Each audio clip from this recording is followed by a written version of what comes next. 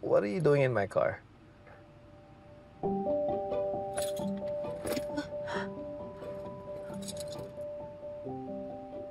Sorry po. Pareho tayo ng kulay ng sasakyan eh. Akala ko kotse ko to. Deja vu.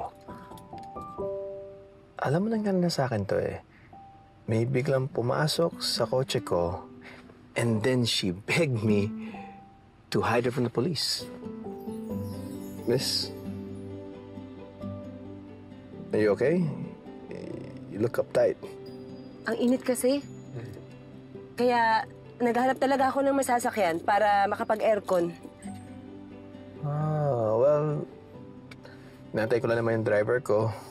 May inutos ako sa kanya, so please, enjoy. It's weird eh. We met before. It's weird, parang nakita na tayo eh. Miss? Ba't ka sumakay dito? Sorry po. It's okay. Just be careful next time.